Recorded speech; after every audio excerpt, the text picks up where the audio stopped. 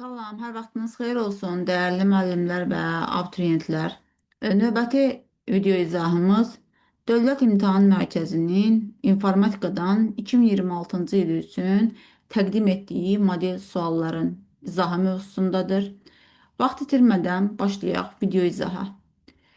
Mətn redaktorundan verilmiş fraqmentdə mətn olmayan hansı obyektlərdən istifadə edilibdir? Fraqmentə nəzər salsaq, görürük ki, burada bir cədvəl informasiya modeli var. Eyni zamanda həmin cədvəlin daxilində düsturlar var, yəni düstur var və diaqram. Deməli, bizə lazımdır ki, cədvəl, düstur və diaqram olan variantı seçmək. A variantında şrift olmaz. B. Cədvəl, düstur və diaqram. Doğru variantımız elə B olur. İkinci sual. N dəyişəninin hansı ən kiçik qiymətində Python dilində yazılmış proqramın icrası zamanı çap edilən A simvollarının sayı ən çox olar? Deməli, koda nəzər salsaq görürük ki, burada həm iç-içə if var, həm elif var. Bunu analiz etmək lazımdır ki, ən çox A hansı kodun icrası zamanı çap edilər. Tutaq ki, birinci ifim ödənsə, burada bir dənə A-mız çapa gedər. İkinci ifimiz ödənsə, 3-ü vursaq A-ya, 3 dənə A olar, plus A, 4 dənə A. Çünki ədəd sətrə vurulanda sətr ədəd qədər təkrarlanır. 4 dənə burada. Tutaq ki, əgər bu if ödənirsə, bu da ödənirsə, burada 2 dənə A-nı 3-ə vursaq, burada 6 dənə A yaranmış olur. Bu ödənir deyə bu LC-yə baxmırıq. Deməli, mən bu hissədə 4, 1, 5, 11 dənə sırf bu hissədə A-nı çapa vermiş oluram. Yəni, baxın burada. Bura qədər olan hissədə. İndi gedək növbəti hallara baxaq. Əgər bu şərt ödənsə, ikinci ifimdə ödənsə, bu if ödənməsə nə olar? Bura qədər 4 dənə A çap olunur. Bu ödənmirsə, bunun LC-sinə düşsəm, bu if ödənmədiyi halda LC baxırıq. O zaman burada 5 dənə A-mız olar. 5, 5. Bura qədər məndə 10 dənə A çapa gedər. Hələ ki, ən maksimum 11-dir. İndi gedək başqa hala baxaq. Deməli, biz burada bunu analiz elədik. Əgər bu şərt ödənsə, bu şərt ödənməsə, elifə düşsək, bir dənə burada, 4 dəfə 2, 8 dənə bura, 9 dənə A-nın bura çap olunur. Burada çap olunur. Bu da azdır. İndi bu şərt ödənsə, elif ödənməsə, bura düşsək, deməli, burada bir dənə olsa, çap olunacaqdır. Əgər bu şərt ödənməsə, elifdə ödənməsə, bura düşsək, burada 5, burada 1 plus 5 plus 3 də A burada. Deməli, 9 dənə də A-nın bu hissədə çap olunur. Bu hissənin hamısını analiz elədik. Deməli, bu hissədə ən çox 11-dir. Bir də əgər bu şərt ödənməsə, elsə düşsə 10 dənə də burada yaranmış olar. Deməli, mənim ən çox 11 dənə A-m bu hissədə. Baxın, bu hissədə çapa getmiş olur. İndi bəs bunu necə analiz eləyək? Baxsam ki, altdan böyük olmalıdır həmin ədəd və həmin ədəd 5-ə bölünəndə plus 1, 4 almalıyıq. Eyni zamanda həmin ədəd 3-ə bölünməlidir. İndi baxsam, mən 3-ə bölünən ədədlərdən başlasam, altdan böyük 9 götürsəm, 9-u biz 5-ə böləndə və üstünə 1 gələndə bizim qalığımız 4-ə bərabər olmur. 9 ödəmir. 12-ni götürsəm, 12-ni biz 5-ə bölüb üstünə 1 gəlsək 4-ü almırıq. Sonra növbəti ədədimiz 3-ə bölünən 15-dir. 15-də 5-ə 10 da tam bölünür. Plus 1, 4 vermir mənə. Və növbəti 18. 18-də 18-i 5-ə böləndə qalığımız 3 qalır. Üstünə 1 gələn 4-ə bərabər olur. Və eyni zamanda 18 3-ə tam bölünür. Deməli, məndə burada 18 olmalıymış. Amma 18-də burada 100-ə belə deyək də bölünəndən sonra 18 alınıbdır. Deməli, mən 18-i 100-ə vursam 1800 almış olurum. Cavabımız da burada B variantı. Analiz istəyir bu. Belə. Keçək 3-cü suala. Şablon bir sualdır, yenə də diaqram. Baxaq. PDF sadəcə olaraq çox solğundur. Deyir ki, A1 plus B1 plus C1 bölək 5 ifadəsinin qiymətini hesabla. Ümumi olaraq baxsam mən burada B1-im x-dir. Bilmirəm nədir, onu tapacağıq. Baxaq. 40%-də nə gedəcəkdir? 2 dənə B1 olmalıdır. Deməli bu B1-im bilmirəm nədir? 2x plus A1-də 20-dir. Bu belə. Keçək bu yəni A2-yə duran hissədə lap bura yazıram A2 bərabərdir. Gedirəm indi B2-ni tapmağa. B2 bərabər.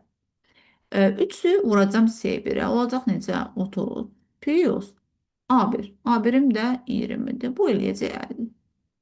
Gördüyüm qədərilə bu faizlə bu faiz bir-birinə bərabərdir və mən faizləri bərabər olan ifadələri bir-birinə bərabər edəcəm. 2x plus 20 bərabərdir 50. Sadələşdirsək 30 eləcək, x də bərabər olacaqdır 15. Əla. Oldu 15. İndi bunların cəmini tamam 5-ə bölməliyəm. Yəni 20 üstə gələk 15 plus 10. Deməli böləcəm neçəyə? 5-ə 35, 45, 45-i də 5-ə böləndə 9 edir. Cavabımız elə A variantı. Rahat bir tip idi. A variantı. Növbəti sualımız. Onluq say sistemində verilmiş 8-in üstü 16 ədədini ikilik say sistemində kodlaşdırmaq üçün ən azı neçə bayt tələb olunur? Deməli, 8-in üstü 16-nı mən ikilikdə göstərmək istəyirəmsə, bu 2-nin kubunun üstü neçə edir? 16 və bu da mənə 2-nin üstü 48-i verir. 2-nin üstü 48, 1-in yanında 48 dənə 0 deməkdir və bu ümumi 49 rəqəmli ədəddir. Həmin 49-u da mən baytlə ifadə edəsəm, 49-u biti bölsəm 8-ə, altdan nə qədərsə edər, deməli mənə ümumi ən azı 7 bayt lazımdır. 5-ci sual. Python dilində yazılmış proqram fraqmentinə əsasən doğru mülahizələri qeyd edin. Baxaq koda, görək kod nə iş görür. Deməli, deyir ki, proqram siyahıdakı tək ədədlərin sayını hesablayır. Bu tək ədədlərin sayını nə zaman hesablayardı? Əgər S üstə gələk 1 olsaydı, deməli, avtomatik olaraq bir səhvdir. Variantlara baxsaq, D variantım uyğun deyil. Növbəti, deyək ki, proqram siyahıdakı tək ədədlərin 30%-nin cəmini hesablayır. Deməli, mənim bu if şərtinə baxanda istifadəçi məsələn hansısa bir ədəd daxil etsə, bu x bölü 2 bərabərdir. Bir mənə təşdiq əlamətini verir və həmin ədəd 0,3-ə vurulanda doğrudan 30%-ni tapır və cəmləyir, düzdür, 2 düzdür. 2 düzdürsə, mənim yerdə qalan variantları çıxıram. Sonra 3-ə baxırıq. Klaviaturadan ardıcıl olaraq 5, 6, 9, 7, 2, 4 daxil edilərsə, ekranda 6, 10 da 3 çap olunur. İndi bunu nə cür yazmalıyıq? Ardıcıl olaraq mən klaviaturadan gedib n-in yerinə 5 daxil edəcəm. Bu diqqətli olmaq lazımdır burada. Çünki sənin n-in bir qiymət istəyir ki, dövrü işlədə bilsin. Və ardıcıl olaraq 5-i daxil edirəmsə, n-in yerində duracaq 5. Və 5 olandan sonra bizdə i-nin qiymətləri 0, 1, 2, 3, 4-ə kimi işləyəcəkdir. Yəni, mənim burada ümumi 5 dənə dövrüm olacaqdır. Və 5 dənə dövrdə istifadəçi özü bir ədəd daxil ediləcək. Hansı ədədi? Mənə bax bunu. 6-nı, 9-u, 7-ni, 2-ni, 4-ü. Həmin o boş siyahı verilib ha, A siyahısına. Onu gəlin dolduraq. Olacaq 6, 9, 7, 2, 4. Yəni, mən bunu geniş izah verirəm. Bunu sadə olaraq tez də bitirmək olar bu proqramı. Çünki onsuz da birbaşa müraciət edəcək təklərin 0,3-ün belə deyək də, hasilini tapmalıyıq.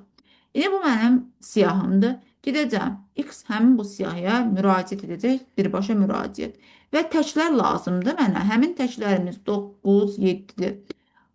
S bərabərdir. 0 onsuz da nəsə dəyişmir. 9-u 3-ə vuranda mən 2,7 alıram. Plus Çünki bu siyahıda tək ədədlərim ancaq 9, 7-dir. 7-ni 3-ə vuranda ki, onda 1 alıram. Bu da mənə 4 onda 8 edir. Amma mənə deyilmişdi ki, 6 onda 3. Deməli 3 deyil. A getdi. Gəlin növbəti hala da baxaq. Deyir, klaviaturun ardıcıl olaraq 3, 11, 4, 5 daxil edilərsə, yenə də bizdə əgər 3 daxil edilsə, enimizin yerində gələcək birinci duracaq 3. Gətirib bura 3-ü qoyanda i'm olacaqdı. 0, 1, 2. Yəni 3 dövrüm olacaqdı. O 3 dövrdə bu ədədlərin daxil edilməsi prosesidir.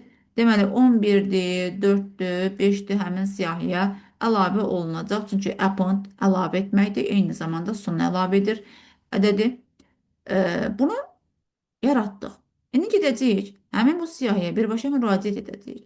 Mənim bu siyahımda tək ədədlərim hansılardır? 11 ilə 5-dir. Yəni S bərabərdir. 11-i 0,3-ə vuranda eləyəcəkdir 3,3. Plus 5-i də 0,3-ə vuranda 1,5 eləyəcəkdir. Bu da eləyəcək 4,8. Doğrudan da 4,8 çap olunur deyir. 4 də düzdür. 5-ə baxsaq, proqram siyahıdakı tək ədədlərin 30%-nin hasilini 30%-nin hasilini yox, 30%-nin cəmini tapır. 5 də səhv. Doğru variantımız C variantı olur. Maraqlı bir sual idi. Keçək 6-cı suala. Python dilində yazılmış proqramın nəticəsini müəyyən edin. Baxaq görək kod nə iş görür. Bir sətr var. Həmin o sətr ilk edəcək, həmin sətrə birbaşa müraciət edəcək və deyəcək ki, A-ya bərabərdirsə k-nı bir vahid artır və həmin k-nı sətrə çevir və boş sətirdən cəmlə. Artıq kodun nə iş gördüyü aydındır. Deməli, bu ümumi olaraq bu fraqment A-ları saydıqca artır, eyni zamanda o artım sətr tipinə çevrilir. Yəni, mən burada gedib 1-2 addım getsəm, aydın olacaqdır. Neçə dənə A-m var? 1, 2, 3, 4, 5. 5 dənə A-m var. İndi gedirəm. Onsuz da birinci şərt ödənməz. Çünki bir A-ya bərabər deyil axı. Gedəcəkdir K bərabərdir. Ee, i A'ya bərabər deyir. Aha. O zaman K'nı bir vahid artıracağım. K olacaq 1. İndi baxın. B bərabərdir. Deyir ki, STR K. STR K həmin o K'nı stringə çevirəcəkdir. Olacaqdır 1. Plus boş sətir olacaq 1. Bu 1. İndi gedəcək növbəti A da artım baş verəcəkdir. Çünki bu A'ları sayır bu proqram. E, Bu hissəyə qədər də, yəni bu hissəyə qədər, baxın bu hissəyə qədər. İndi sonra olacaqdı B bərabərdir. STR-kanın, yəni 2 olanda artıq olacaqdı 2 plus 1 olacaqdı 2 1. Sonra gedəcək 3 olanda 3 2 1, 4 2 1, 5 2 1. Yəni ümumi olaraq mənim 5 5 bir dəqiqə. Ümumi olaraq məndə olacaqdır. Yəni 3 olacaq, sonra 4 olacaq, 5 olacaqdır. Hər dəfədə o 5 məsələn ən axırda e, 5 dənə deyə 5 önündə gələcəkdir. Çünki həmin o K onu sətrə çevirəcəkdir. Olacaq nə? 5, 4, 3, 2, 1. Bu təbii ki sətr tipində olacaqdır. Bu hissəni hələ ki deyirəm. Sonra print həmin o dırnaqları yox eləyəcəkdir. 5, 4, 3, 2, 1 sapa getmiş olur. Cavabımız A variantı. Yəni bu kod A-ları sayırdı, amma saydıqca həmin o sayı sətrə çevirir. Boş sətirlə cəmləyirdi. Belə. Sonra keçək növbəti suala. IP ünvanı müəyyən edin. IP ünvanlar nədir? Biraz məlumat verim. IP ünvanlar 4 hissədən ibarət olur. Hər bir hissə 8 bitdir. 32 bitlik ünvana sahibdir. Minimum 0, maksimum da 255 ədədini ala bilər hər bir aktiv. İndi baxsaq görək bizdə nə deyir? Deyir ki, birinci hissə ikilik say sisteminin ən kiçik 8 rəqəmli ədədidir. İkilik say sistemində ən kiçik 8 rəqəmli ədədimiz 2-nin üstü 7 deməkdir. Bu da eləyəcəkdir 128. Deməli, birinci aktivdə duracaqdır 128. Bu aydın məsələ. İndi baxıram ki, variantla getsə, avtomatik olaraq 3 variantım getdi. İkinci hissə ikilik say sistemindəki yazılışındakı sıfırların sayı 4 olan ən kiçik 8 rəqəmli ədəddir. Deməli, ən kiçiyi soruşursa, ədəd sıfırdan başlaya bilməz. Deməli, 4 dənə sıfır varsa, mən çalışıram ki, ən belə deyək ki, kiçiyi tapıramsa, sıfırları önə atım. Və yerdən istənilən biri qalmalıdır. 3 dənə 1 ki, 8-i bir də tamamlayayım. 0, 1, 2, 3, 4, 5, 6, 7. Yəni 128 üstə gələk. 4 pi 100. 2 pi 100 bir cəmmər nə verər? 132, 135. İkinci aktivitem olacaq 135. 135. Üçüncü hissə ikili say sistemindəki yazılışında sıfırların sayı 4 olan ən böyük. Deməli, sıfırların sayı 4 olan ən böyük deyirsə, birləri önə atacağım maksimumu tapmaq üçün. Sıfırlarda son atacağım. 0, 1, 2, 3, 4, 5, 6, 7. 128 üstə gələk. 64 üstə gələk. 32 pi 100, 16. Deməli, bu da mənə versə, deməli buradan 80, o da 160. İkinci olacaq 240. İkinci olacaq. İkinci daha doğrusu yox, üçüncü. 240. Dördüncü nədir? Deyək ki, dördüncü hissə ikilik say sistemində ən böyük 8 rəqəmli ədəddir. Ən böyük 8 rəqəmli ədədimiz e, olanda isə bu 8 dənə 1 olacaqdır. Bu isə 255-i bildirir. Cavabımız burada yazsaq 255. Deməli 128, 135, 240, 255 cavabımız Y variantı olur. Bunu təbii ki, variantla daha rahatlıq etmək olar. Sadəcə olaraq mən geniş izah vermək istədim. Keçək 8-ci suala.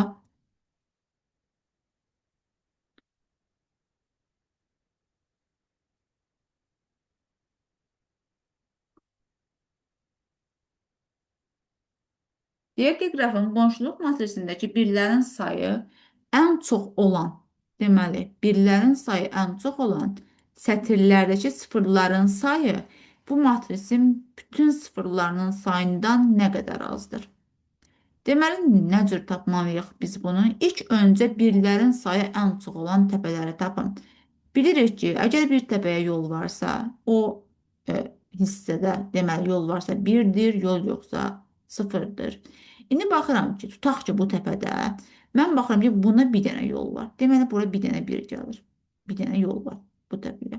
İndi burada baxsam, burada bir buradan, bir buradan, bir də buradan. Üç dənə yol var. Deməli, üç dənə biri var. Ümumi olaraq neçə dənə təpəm var? Gəlin sayaq. 1, 2, 3, 4, 5, 6, 7, 8 təpəm var. 8 təpəmdə indi fikir versəm ki, bu təpələrdən neçəsinə 3 dənə yol var. Bir budur, bir budur, bir budur. Deməli, bir də budur. 4 dənə təpəmə 3 dənə yol gəlir. Düzdürmü? İndi 8 təpəm varsa, bu 8 təpəmdə bir təpədə 3 dənə bir varsa, yerdə 5 dənə təpəyə yol yoxdur. Yəni 5 dənə sıfırım olur burada. Məsələn, burada 3 dənə 1 varsa, 8 təpəm varsa, deməli 5 dənə təpəyə yol yoxdur da, 5 dənə sıfırım olacaqdır. Ümumi 4 dənə də belə bir təpə saydım. 4-ü vururam 5-ə, olur 20. Deməli, ümumi olaraq 20-ni tapdıq ki, birlərin sayı ən çox olan sətirlərdə 20 dənə sıfır var. Bu aydın məsələ. İndi gəlin digər nüansa baxaq. Digər nüansı biraz geniş demək istəyirəm nəyə? Baxın, ümumi olaraq təpələrin sayandan sonra həmin təpələrin kvadratı mənə ümumi 0 və 1-lərin sayını bildirir. Mən 8 tapmışdım. 8-in kvadratı mənə 64-ü verir. Deməli, burada 64 dənə 0 və 1 var. Əla. İndi bəs mən ümumi bu 64 dənə 0 və 1-lərin sayından sıfırları necə taparam? Çünki mənə deyir ki, bütün sıfırların sayından nə qədər azdır? Bu nə cür həll edərəm? Bu qövsdür, yəni diqrafdır. İstiqamətlənmiş til ümumiyyətlə qövs adlanır. Bu bir dənə də bir yaradır. İndi baxsam görərəm ki, burada hamısı istiqamətlənib saymalıyam. 1, 2, 3, 4, 5, 6, 7, 8, 9, 10, 11, 12, 13, 14, 15, 16. 16 dənə burada mənim qövsüm var. Deməli 16-nı vururam 1-ə olur 16 dənə 1 var bu qrafda. 64-dən çıxıram 16-nı. Deməli eləyəcək 48. 48 dənə də sıfırım var. İndi mən ümumi olaraq 48-dən çıxacağım 20-ni. Olacaq 28.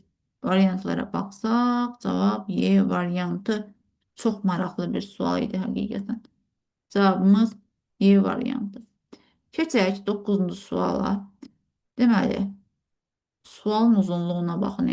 Deməli, Vaqifin fotokamera ilə çəkdiyi şəkillərin həll tələb edilən sualdır. Gəlin bunu geniş şəkildə izahına baxaq.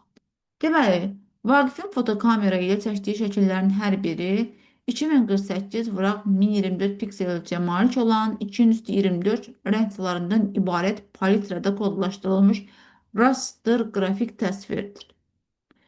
O təsvirlərə şəbəkə ilə ötürməzdən əvvəl qrafik redaktorun köməyi ilə fotoşəkillərin hündürlük və enində olan piksellərin sayını 2 dəfə azaldaraq rəngçalarının sayını 256 dəfə az olan palitrada kodlaşdırır.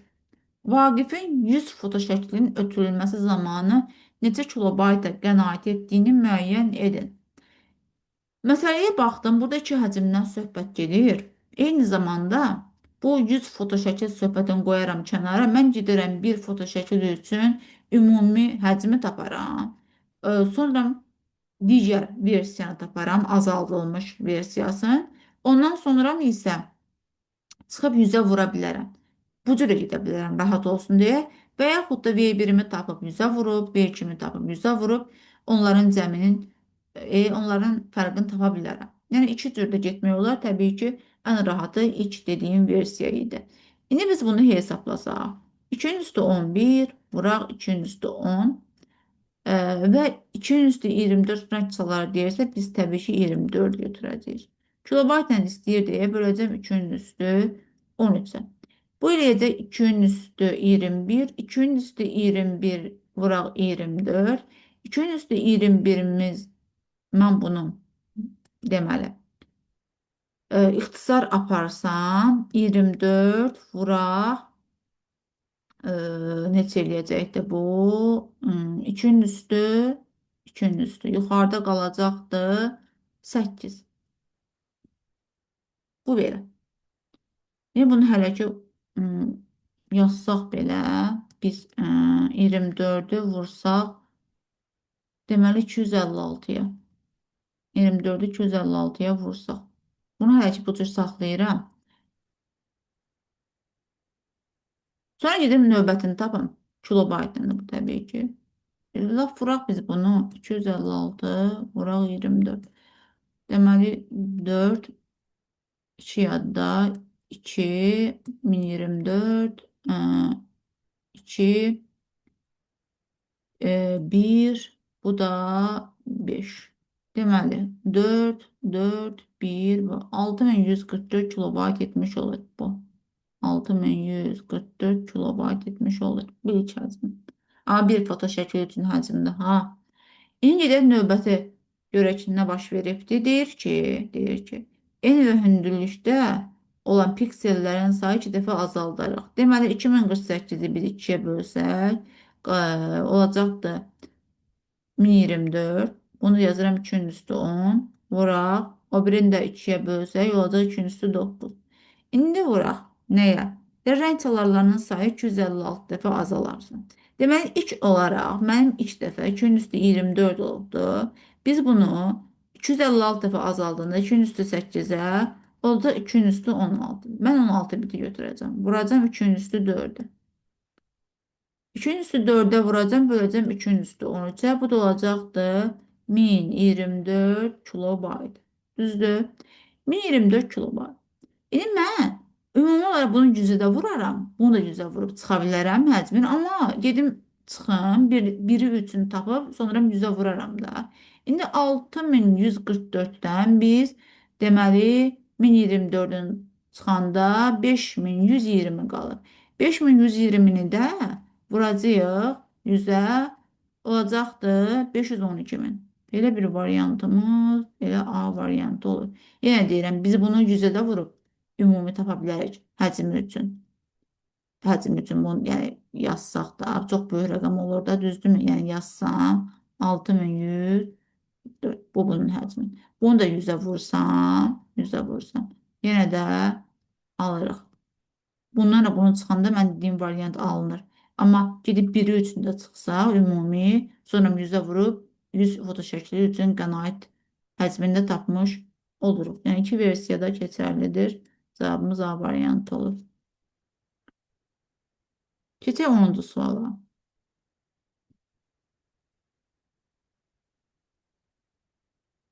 Görək nə deyir.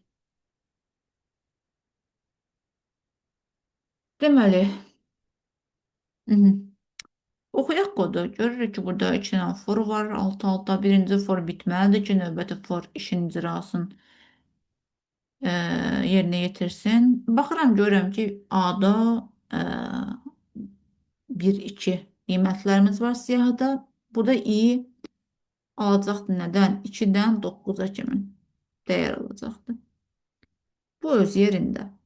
Gedib Apple'da sona əlavə edir. İndi məqsəd bilirsiniz nədir? Bu kodun nə iş icra etdiyini tapmaq. Yəni, mən baxıram ki, təbii ki, orada həmişə bir qısa yollar olur, qısa variant olur ki, o kodu oxuyub tətbiq eləyək. İndi baxıram ki, burada bir dənə həmişə biri gəlməliyik, amma i-nin biri deyək də 2-dən çıxmalı, 2-i-dən çıxmalı, 2-ni eyni zamanda i-dən biri çıxmalıyıq. İndi mən əslində bu kodun nə iş icra etdiyini gördüm. Amma bunu biraz açıq yazmaq istəyirəm. İ'nin qiymətləri hansılardır? 2, 3, 4, 5, 6, 7, 8, 9. Bu belə. Gedirəm A siyahım. Mən bu A siyahısını yazıram. 1, 2. Amma bağlamayacağım. Səbəbini niyə deyəcəm? İndi mənə qayda deyir ki, sən gedib i'nin 2 qiymətində, baxın, buraya yazıram, i'nin gedib 2 qiymətində nə etməliyəm? Həmin o siyahının sonuna i'nin 2 qiymətində, 2-dən 2-sini çıxıram, qalır 0. Olur burada bu hissədə, yəni 1 üstə gələk, A0, püyüz, 2-dən 1-ini çıxıram, olur A1. Yəni sən siyahının nə iş gördüyünü tapmaq istəyirsənsə, bu kodu bir dəfə oxusan kifayətdir. Sıfırıncı ədədlə, yəni birinci olacaqda burada nə? 1-dir, sıfırıncı, düzdürmü? Bir də birinci. Ədədi toplamalıyam, üstünə 1 gəlməliyəm. Yəni mən 1-in üstünə gələcəm 1-i, bir də gələcəm 2-ni. 1-in üstünə 1-i gəlib, düz gələcəm 2-ni. Yenə deyirəm, bu siyahıya əsasən yerinə yetirdim. Və əlavə eləyəcəm. İndi bu 1-dir. Mənim siyahımda A0-cı elementim 1 deyil. 0-1 nömrələsək. A1-ci elementimdə A0-cı elementim 1-dir, birinci elementim də 2-dir. Yəni bunların cəmini tapacağım. Olacaqdır 1 üstə gələ 1, düz 2, bu olacaqdır 4. İndi gedəcəm i'nin 3 qiymətində. İ'nin 3 qiymətində. Təbii ki, bunu açıq getməyəcəm hamısını. Sadəcə öyle 1-2 addımda görəcəyik nə baş verin. Aydın məsələ ki, özü və özündən sonrakın beləliklə toplayır bu siyahını, əlavə edir sona. Yəni bunu oxuduq. İndi gedirəm i'nin 3 qiymətində. A siyahısına nə əlavə eləyəcəm? Yenə də qısa yazacağım. 1 üstə gələk. Olacaq da A1 püyüz deməli A2. İndi A1'im nədir? 2-dir, 2-nin üstünə 4 gələcəm, 6, bu da eləyəcək, bir də 1, 7. İndi mən bu işi necə dəfə icra eləyəcəm? İşi necə dəfə icra eləyəcəm? Necə dəfə davam eləməliyəm? Buradan artıq tapa bilərəm. 9-dan çıxacağım, 2-sinin üstünə gələcəm, 1 olacaq. Deməli, mən 8 dövrü icra eləməliyəm.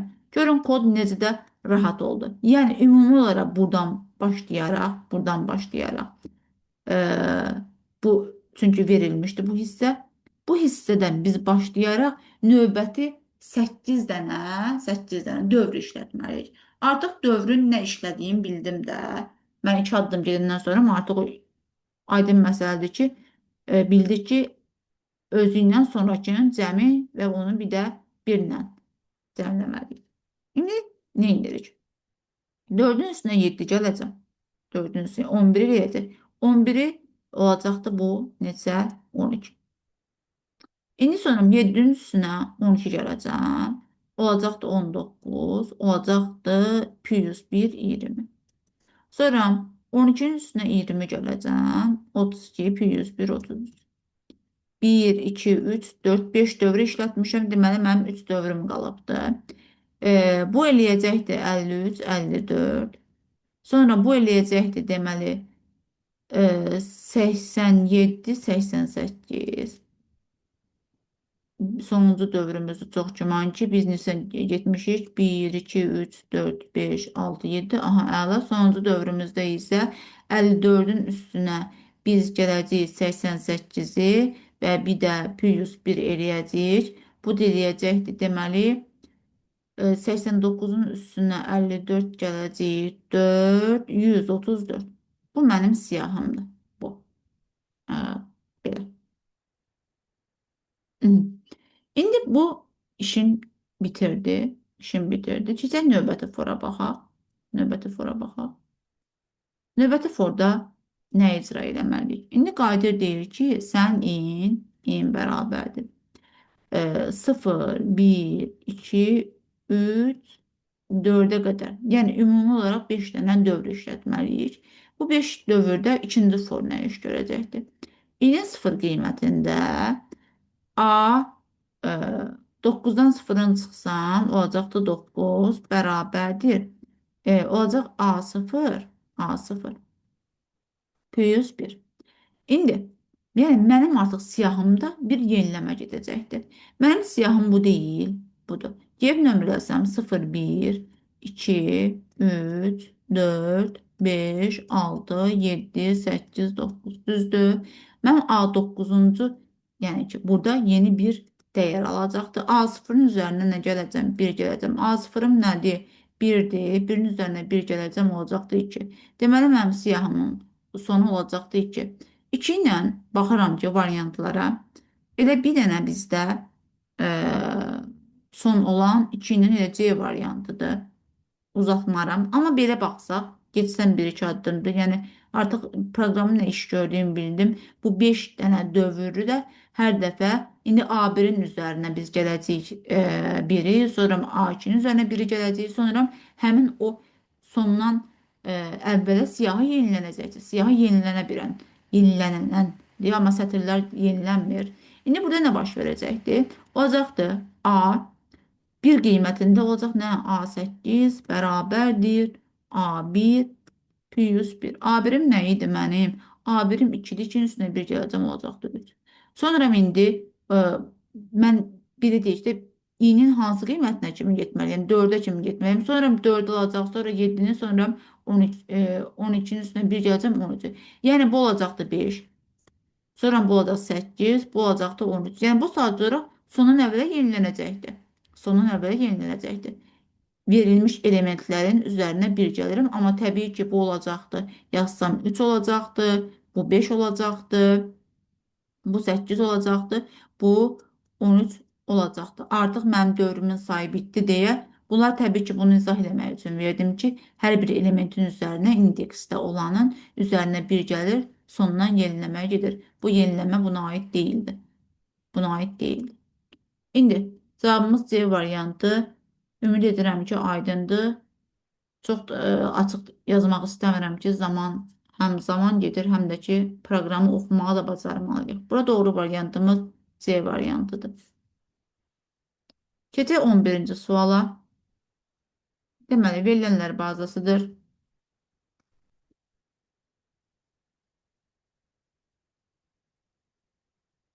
Nə deyir bizdə? Deyir not. Not təbii ki, axırda biz bunu inkar etməliyik. Yazsam bura not. Bir də görək. Bu mənim birim olsun, 2 olsun, 3 olsun, 4, 5, 6. İndi deyəcək soyadı M ilə başlasın. Soyadı M ilə başlayan birdir. Sonra 3'dür. Sonra da baxsam 6'dır. 3, 6. İndi and. Yəni vurma. And stajı 23-dən kiçik olanlar. Təbii ki, biz bunu bilsiz necə, başqa cür də yazmaq olar da, soyadı M-dən fərqli olsun, əndi or edərəm, stajı 23-dən böyük bərabərdir, oru ənd edərəm, ad S-lə başlamasın. Amma yəni o cür də getmək olar. Mən bu yolla gedirəm, axırda tapım, sonra bu şərti ödəməyənləri götürürüm. Stajı indi 23-dən kiçik olanlar hansılardır? 2,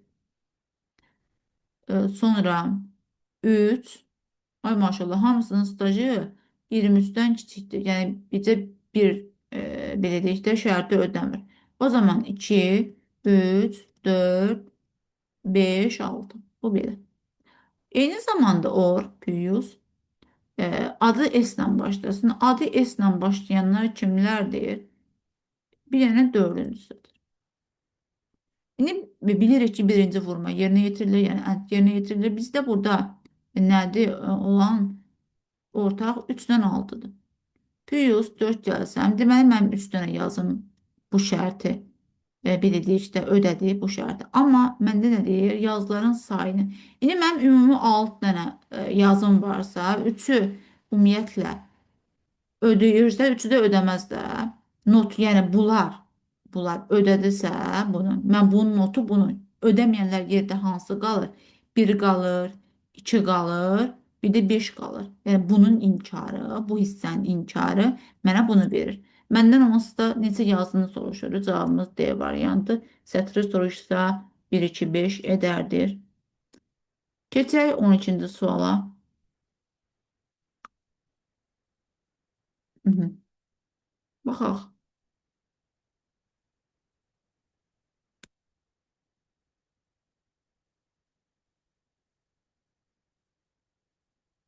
Görək bizdən nəyə soruşur? Baxsaq hələ. Deyir ki, yay istirahət mərkəzində Əli, Kənan, Fariz, Əli. Əli, Kənan, Fariz, Əziz. Bir otaqda qalırdılar. 4 nəfərdilərsə 5-in 5-ə bir cədvəl qurmalıyam. Deməli, 1, 2, 3, 4, 5. Biraz çox böyük oldu. Ev yoxdur.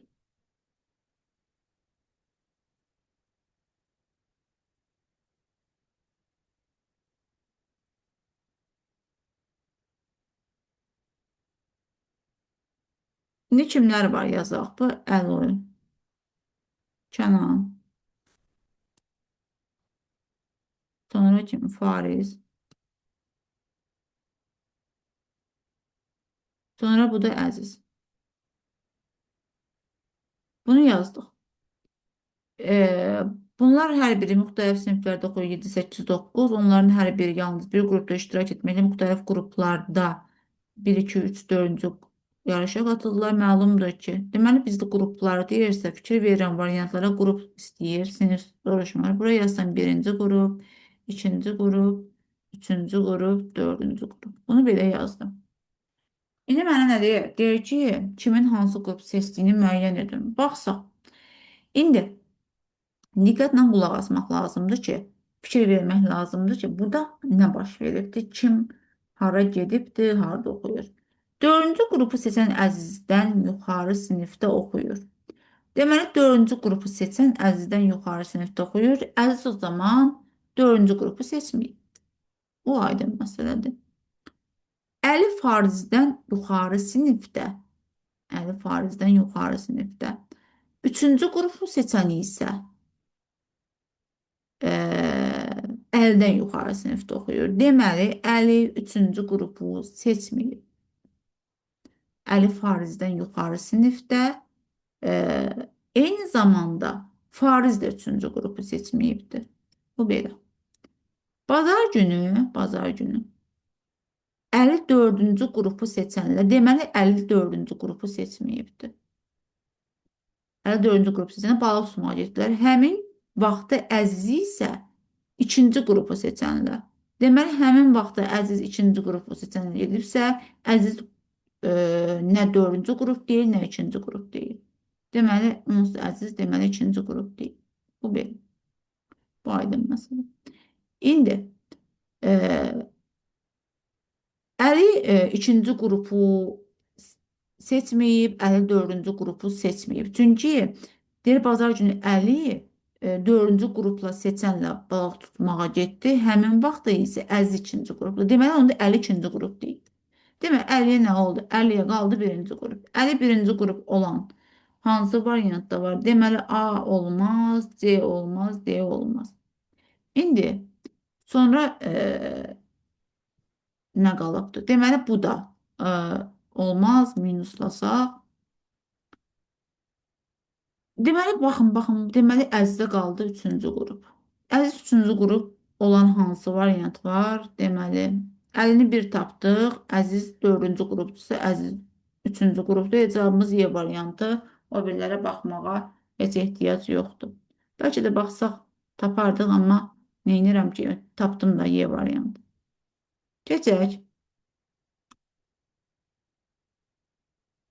13-cü sual.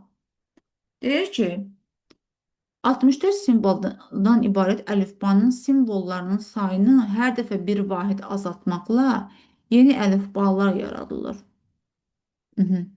Sonuncu əlifbanın gücü 2-dir. Sonuncu əlifbanın gücü 2-dir. Bu əlifbaların hər birində eyni uzunluqda olan mətnin informasiya həcmlərinin cəmi 321 bayt olduğunu bilərək həmin mətndəki simvol sayını hesablayın. Deməli,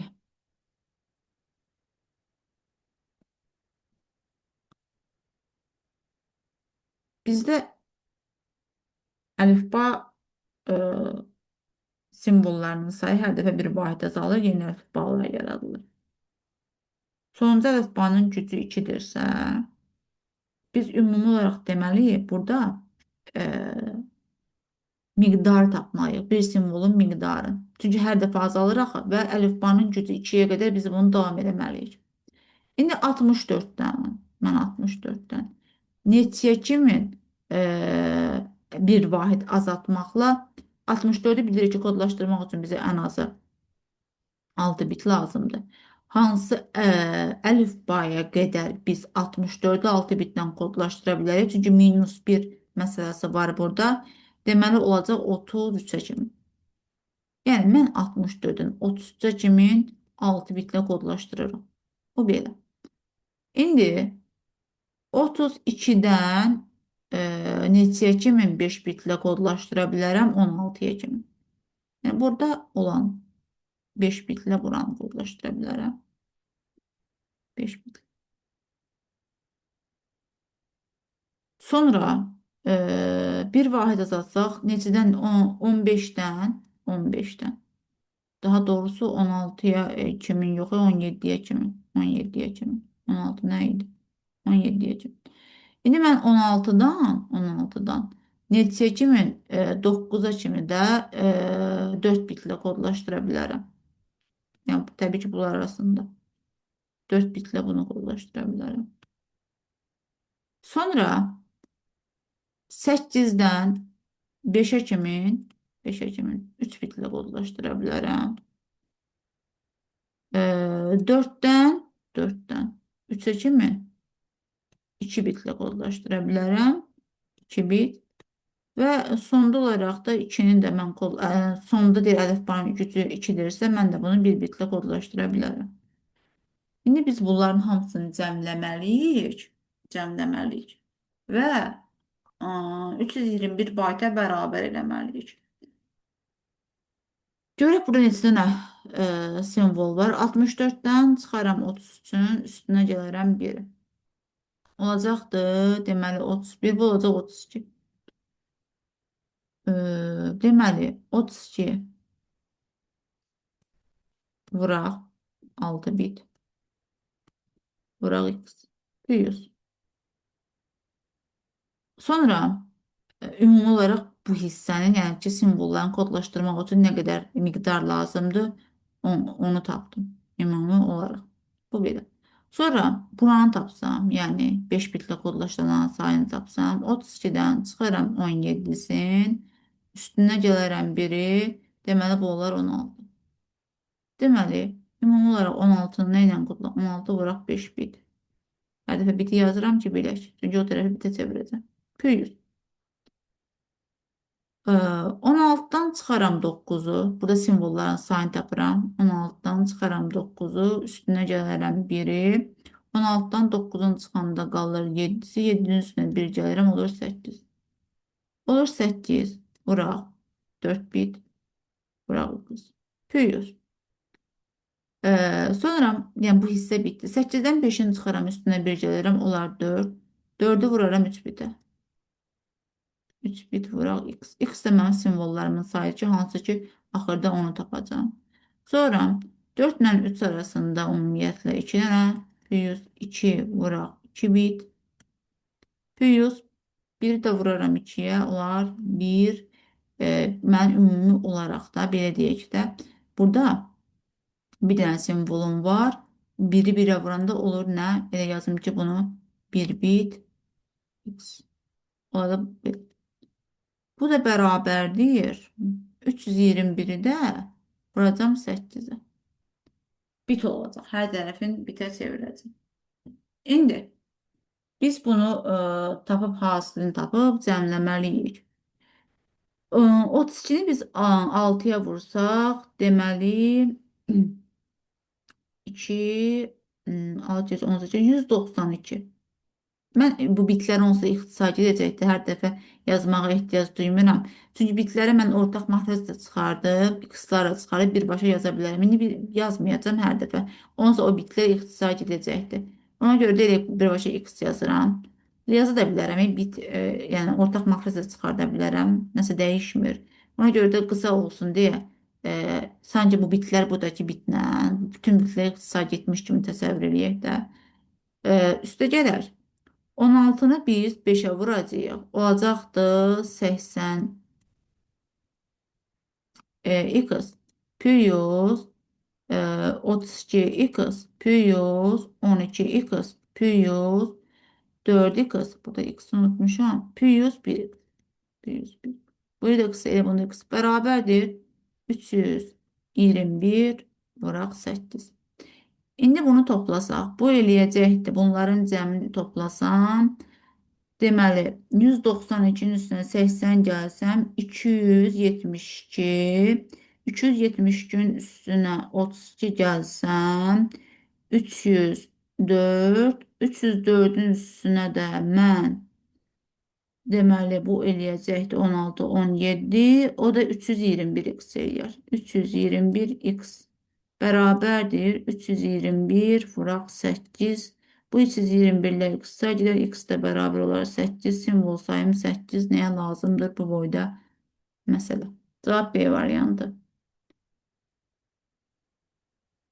Keçək 14-cü sual. Verilənlər bazasıdır.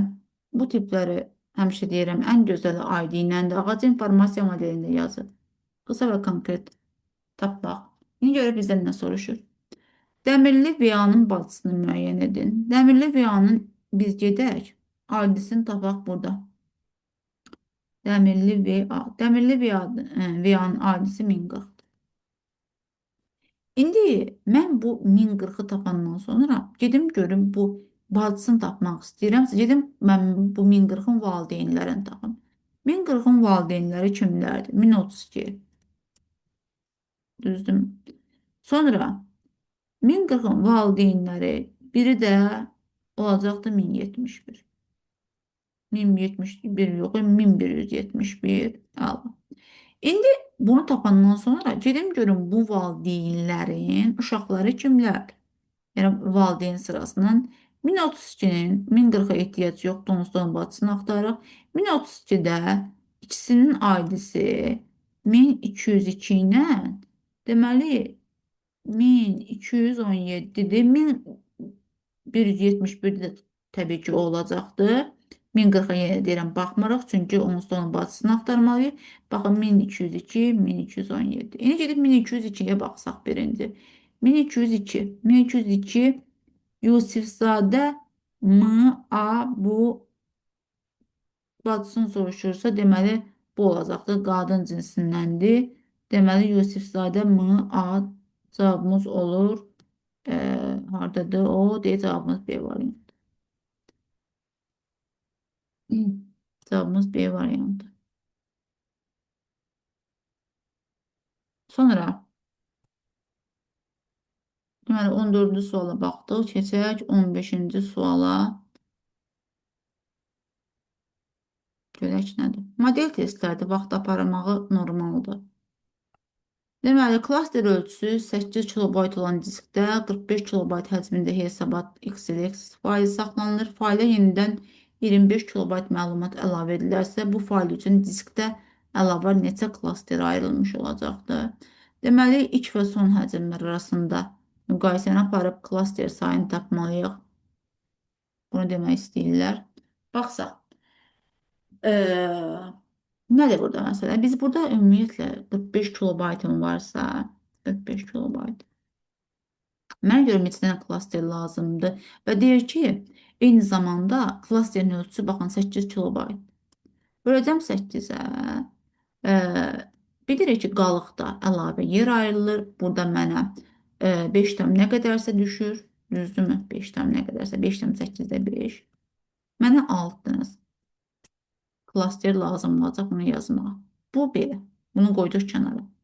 İndi sonra qayıdır ki, faylə yenidən 25 kilobayt məlumat əlavə edilərsə. Yəni, ümumi olaraq 45-in üstünə mən 25-i gələcəm, olacaqdır 70. 70 kilobaytı böləcəm neçəyə? 8-ə. Çünki sondakını da müqayisə edeyim ki, görüm nə qədərdir. Deməli, burada 8 tam nə qədər eləyəcəkdir? 8 tam nə qədərsə eləyəcəkdir. Düzdür? Yazsaq, 8 tam 8-də 6 yazsaq, məsələn. Mənə bilirəm ki, bu qalıq da yer tutur da, ona da bir klaster lazımdır. Deməli, mənə 9 dənə klaster lazımdır. Deyir, neçə dənə əlavə ayrılmış olacaq? Deməli, 9-dan 6-sını çıxıram, cavabımız olacaq 3. Rahat bir sual idi. Cavabımızda qeyd edək. Keçək 16-cı suala. Görək nə deyir 16-da. Bir blok sxem verilibdir. Deyir, K dəyişənin hansı qiymətində çıxışa verilən ədədlərin sayı 4 olar. Baxaq görək, blok sxem təyinatı nə iş görür? Hər halda bir rahat yolu var bunun. Ədədlərin sayı 4 olar. Deməli, mən baxıb blok sxemi oxuyuram. Görürəm ki, bu blok sxemdə i kiçikdirsə K-dan, M-ə vuracam, çıxacam K-nı +1 eləyəcəm. Mən 4 dənə qiymət çıxışa vermək istəyirəmsə, mən hər qoluna getməyim üçün M-im 0-dan böyük olmalıdır. Yəni, bu müsbət ədəd olmalıdır. Aha, yəni mən bura müsbət bir ədəd almalıyam ki, çapa verə biləm. Bunu oxuduq. Bu öz yerində. İndi biz hansı ədədə daxil edə bilərik ki, K dəyişəninə? Avtomatik olaraq mən varianta baxsam əgər, mənim i-m 1-dirsə və mən avtomatik olaraq 4 dənə qiymət çapa vermək istəyirəmsə, mənim 4 dəfə bu şərtim ödənməlidir də. İndi mən gedirəm i-nin başlanğıc qiyməti 1-dirsə, mən bu k-ya variant əsası deyirəm, özümdən demirəm. 4 qoysam, mənim i-m 1 kiçikdir 4-dən, 2 kiçikdir 4-dən, 3 kiçikdir 4-dən, 4-də ala bilməyəcəm. Yəni, ümumi olaraq mən burada heç 4-ü qoya bilmərəm ki, k-nın yerinə dövrümün heç 4-ü tamamlamadı. Yəni, mən 4 dənə qiymət çıxışa verə bilmədim. Bu öz yerində. 4-ü qoya bilmirəmsə, avtomatik nəyi də qoya bilmirəm, 3-ü də qoya bilmirəm. İndi deyirəm ki, özümdən, əgər mən k-ya 5 qiyməti vermişəmsə, gedirəm. Məsələn, 1 kiçikdirsə 5-dən, deyərəm, m-in bərabərdir, m-i vuracam m-ə. 1 olacaqdır, 1-dən çıxacam k-nı, 5 vermişəm də, Üstünə bir gələcəm. Olacaqdı bu nə? -3. İndi mənim -3-üm normalda sıfırdan müsbət getməli deyil. Yəni ki, m-im sıfırdan böyük olmalıdır.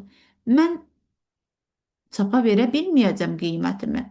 Dövrümün olsun 4 dəfə işlədəcəm. Amma o 4 dənə olan qiyməti mən çapa verə bilməyəcəm. Deməli, 5 ödəyəmədi. Çünki ilk dövründə elə mənfi ilə avtomatik olaraq yox qoluna getmişəm. İyim bir vahid artacaqdır. Mən hər qoluna gedə bilməyəcəm. Deməli, 5 ödənməz. 5 ödənməz. Əgər k-ya 6 versəm, k-ya 6 versəm. İndi deyirəm ki, bir kiçik deyir altdan, bəli, n bərabərdir. M-i vuracam m-ə. Yəni 1 çıxaq 6 plus 1 bərabərdir -4. Düzdür. Yenə də -4 işarəti ödəməyəcək, yox qoluna gedəcək. Amma iş orasında ki, mən hələ yerinə yetirəcəyim 4 dənə dövrüm var. Gedəcəm indi növbəti dövrümdə. İyim olacaq nə? 2. 2 kiçik bərabər, kiçikdirmi 6-dan? Bəli. M bərabərdir, M vuracam evə. M-in son qiyməti nədir? -4-dür. -4, -4-ə vuranda 16 eləyir. 16 eləyir. Çıxacam K-nı. K-ya nə vermişdim? K-ya vermişdim 6. Üstünə gələcəm 1-i. Bu diləyəcək nə? 11. Əla. Müsbət bir dənə müsbətim getdi çapa. Sonra olsa mən nə versəm belə, həmişə mənim M-imin M-ə vuranda müsbət olacaq da və K-m da onsuz da bəllidir ki 6-dır. Yəni də müsbətə doğru 4 dənə yerdə qalmış dövr işləyəcəkdir. Cavabımız D variantı çox gözəl bir sual idi həqiqətən. Orada sadəcə olaraq görmək lazım idi ki, dövrümün birincisində mən hə qoluna doğru gedə bilmədim. Keçək 17-ci suala. Xoşuma gəldi o sual. Cavab D variantı. Müəyyən söz aşağıdakı qayda ilə şifrlənib. Hərflər əlifbada yerləşdiyi mövqeyə uyğun. Bir dəqiqə. Hərflərin mövqeyi birdən başlayır. Say qədər sağa sürüşdürülür. İlkin sözün bütün hərfləri əlifbanın ilk 13 hərfi arasındadır. Deməli, mən ilkin sözü tapmalıyam. Şifrlənmədən sonra alınan söz HR Z olubsa, ilkin sözü müəyyən eləyin. Deməli, mənim sonrakı şifrlənmiş halım HRZ olubsa, mən ilkini tapmaq istəyirəmsə və orada mənə qayıdıb deyir ki, hərflər əlifbada yerləşdiyi mövqeyə uyğun say qədər sağa sürüşdürülüb. Burada bildim nə demək istəyir. İndi mən bunu izah edəsəm. Deməli, gedib H-ı tapıram. Bunların sonraki verdiyi H, R, Z budursa, görüm ilkin söz nə qədərdir? Nömrələmə birdən başlayır. 1, 2, 3, 4, 5, 6, 7, 8. İndi 8-dirsə, 8. Bu 8-ə gəlmək istəyirəmsə, mövqesindən deyir ki, olduğu mövqedən say qədər sağa sürüşdürülüb. Sanki bu 2-yə vurulub gəlib də. Məsələn, 8-dirsə, bu neçənci mövqedə olub ki, həmin mövqedən olduğu yer qədər sürüşdürüləndə 8-ə düşür. Deməli, dördüncü olub ki, bu 4 olub ki, həmin mövqeyə qədər, yəni 4-dən 4-ə plus 4 gəlsəm 8 alıram. Deməli, bunun 2 qatı qədər sürüşdürülübdür. Deməli, mən 1, 2, 3, 4-cü olacaqdı. Bura, 4. Deməli, məndə D ilə başlayacaqdı. D ilə mid. D ilə başlayan 7. O birinə baxsam, R, bir dəqiqə. Deməli, H8 isə 9, 10, 11, 12, 13, 14, 15, 16, 17, 18. 18-in yarısı nə olar? 9 olar. 8 bu idisə, H7 isə 9 i olacaqdır. Bəli, avtomatik olaraq belə də 2 qata qədər gedibdir də sağa doğru da. Bəndi daha zetə baxmağa ehtiyac duymuram. Yəqin ki, o da M olacaqdır. Yəqin yox elə. Cavabımız Y variantı. Deməli, 18-ci sual nəzəri bir sualdır. Yanlış fikirləri soruşur. Görək nə deyir. Deyir ki, çıxış qurğuları ikilik kod şəklində informasiyanı kompüterə daxil edir. Çıxış deyir daxil yazır. Deməli bir səhvdir. Ekrana şaquli və üfüqün istiqamətləri nöqtələrinin sayı ekranın çözümlüyünü müəyyən edir. Bu doğru fikirdir. Pürüz qoyuram. Şırnaqlı printerlərdə çap zamanı çox kiçik mürəkkəb damcılar çilənir. Bu düzdür. Bu düzdür. Lazerli printerlərin sürəti 1 saniyədə çap etdiyi simvolların sayı ilə xeyr, lazerli printerlərin sürəti 1 dəqiqədə çap etdiyi səhifə sayı ilə ölçülür. 4 səhvdir. Monitorlarda görüntü üç əsas rəngin mavi, bənövşəyi və sarı RGB rəngdə olmalıdır. Yalan söhbətdir bu da. 1, 4, 5. Görüntü skanerləri, görüntüləri bu doğrudur. Deməli 1, 4, 5 olan A variantı. Sonra 19. Veb səhifədə görüntünün mətnə nəzərən necə yerləşdirilməsini hansı atribut təyin edir? Təbii ki, bu align-dır. Cavab C variantı. Sonra keçək 20-ci suala.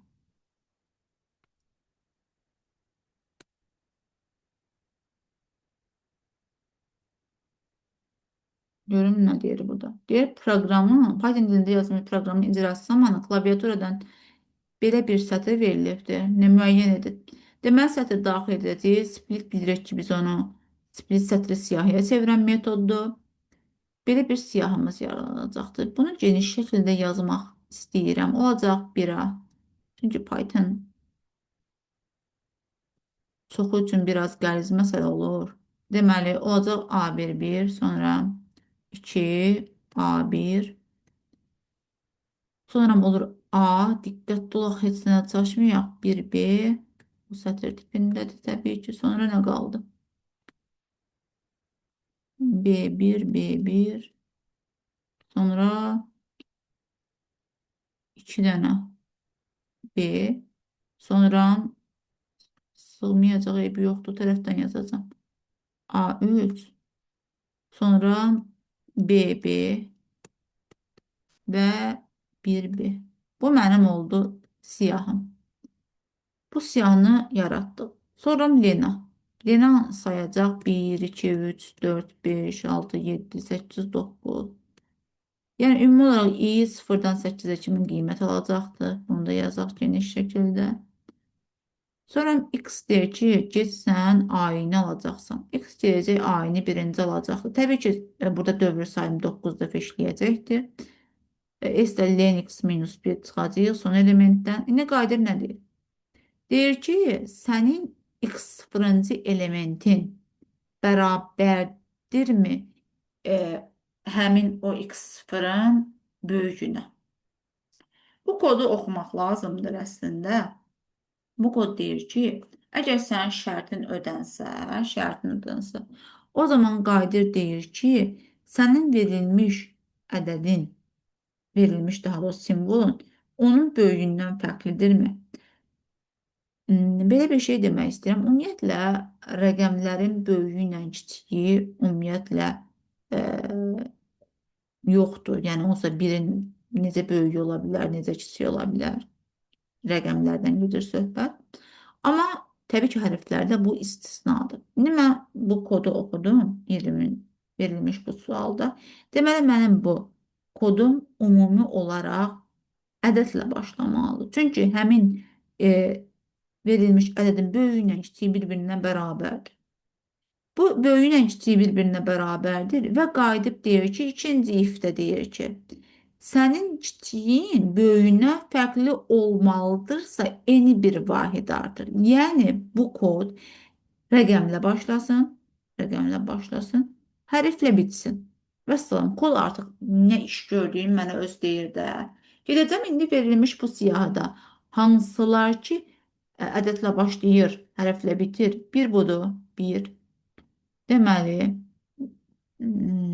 sonra 2, 2, bir də 3. Baxsaq, cavabımız olacaqdır 3. Varmı? Cavabımız Y variantı. Vəssalam. İcra etməyə ehtiyac yox.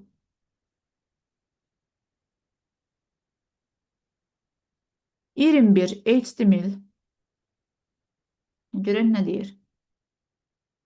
Deyir ki, hansı cədvələrsiz olunacaq? Cədvəlim bir müəyyənləşdirək. Birinci sətir, ikinci sətir, üçüncü sətir. Deməli, mənim cədvəlim 3 dənə sətirdən ibarət olmalıdır.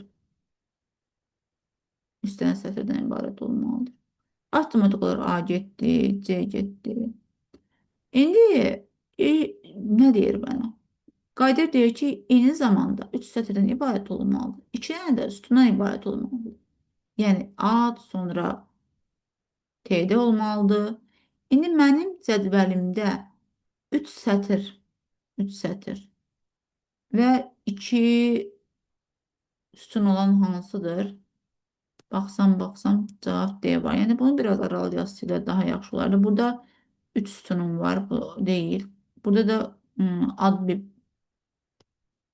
bir de yazılmalıydı. Yəni ad yazılmalıydı, sonra soyad yazılmalıydı, sonra sinif yazılmalıydı. Çünki belə formalaşacaqdı. Birinci sətirdə, yəni cədvəlin birinci sətrində ad olmalıdır, ikinci sətrində soyad olmalıdır, üçüncü sətrində sinif olmalıdır.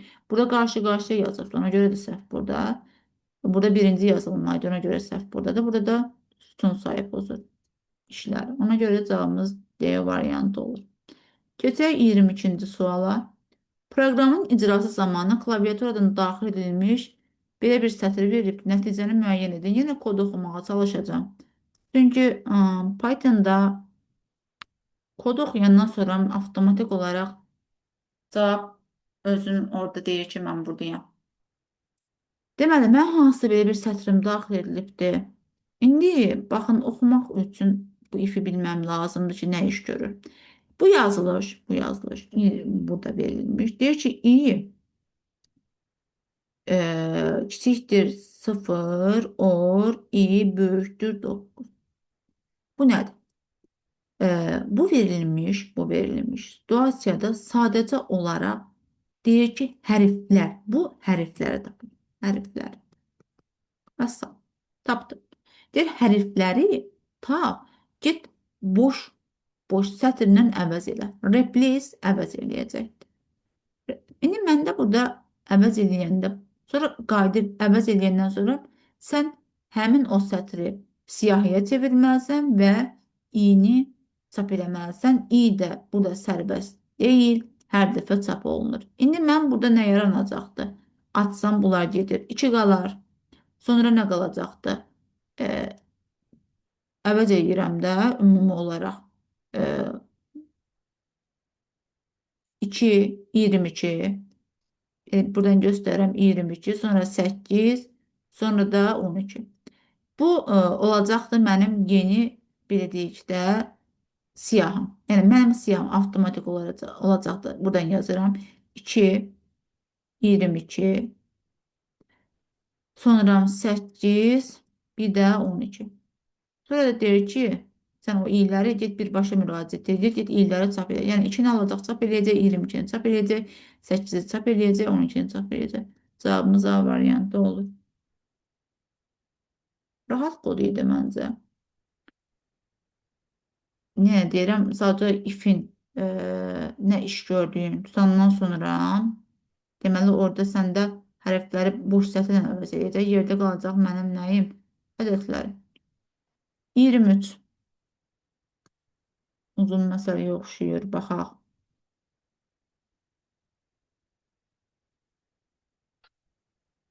Müəllim redaktə olunması üçün şagirdə informasiya həcmi 5 meqabayt olan sənədi sürəti 2-nin üstü 22 bit bölü saniyə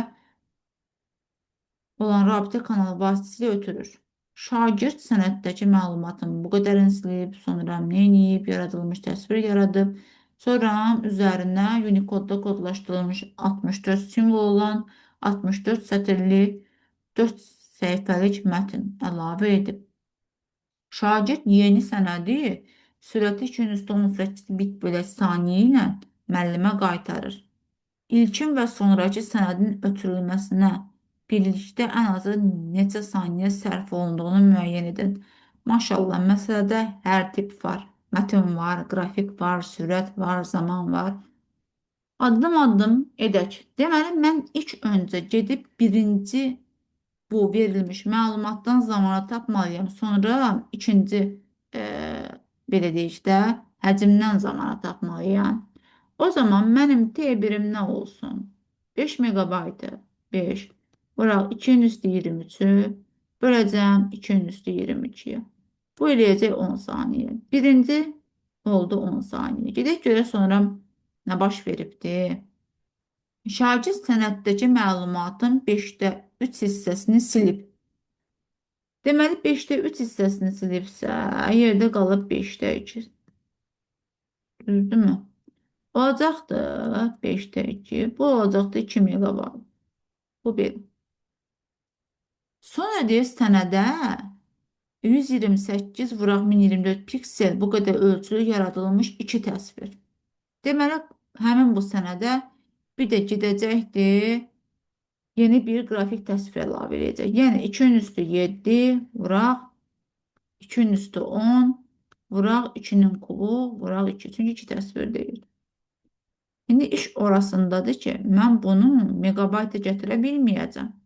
Mən bunu nə edəyərəm? 2-nin üstü e, deməli bölsəm 2-nin üstü 20-yə megabitə çevirsəm bu olar 2 megabit. Bunun həcmini tapdıq 2 megabit. Deməli, sonra gedək görək nə edibdir. Hər sətrində Unicode deyirsə 2 vuraq. 64 simvol, 2-nin üstü 6. 64 sətir, 2-nin üstü 6. 4 səhifəlik. Bir də 2-nin kvadratı. İndi e, bunu yenə də biz megabayta gətirə bilmirik. Mən bunu kilobayta gətirim. 2-nin üstü 10-a bölüm. Deməli, mən bunu 2-nin üstü 10-a bölsəm, burada deməli 12 gedəcək, burada qalacaqdı. Bunları aparsam, bunları aparsam da. Burada qalacaq 2-nin kvadratı.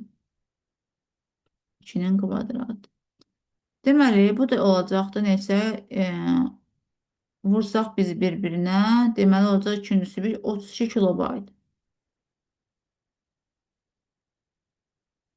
32 kilobayt. Hı -hı. İndi sonra qayda edək ki, alınmış yeni sənədin sürəti 2-nin üstü 18 bit saniyə ilə. İndi biz bunların hamısını cəmləməliyik. Vahidlər də hər biri o qədər fərqlidir ki, gəlin belə eləyək. Ümumi olaraq mən nə edərəm? 2 megabayt deyirsə, mən bunun hamısını bitə çevirsəm, olar 2 vuraq, 2-nin üstü 23. Üstə gələk. Toplamalıyam da mən bunu. 2 vuraq, 2-nin üstü 20. Üstə gələk. 2-nin üstü 5 vuraq, 2-nin üstü 13.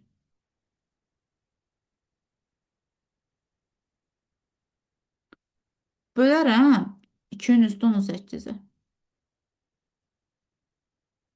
Mən buradan yuxarıdan 2-nin üstü 18-i ortaq məxrəc çıxartsam. Bu ümumilə 2-nin üstü 24 yazın bunu. Rahat olsun. Bu da 2-nin üstü 21 yazım da. Belə. Bunu qoyduq kənara. Yuxarıdan 2-nin üstü 18-i çıxartsam. 2-nin üstü 18-i çıxartsam. Nə qalacaq? 2-nin üstü 6. Üstə gələk. Bunu da götürsək. 2-nin kubu. Pi 101. Belə 2-nin üstü 18. Bu qədər uzunluqda məsələ nəyə lazımdır ki, onu da bilmirəm. Bu 2-nin üstü 18 ixtisar gedər. Burada qalar ki 64. Üstə gələk 8 üstə gələk 1. Bərabərdir. Bu da eləyər 73. Düzdürmü?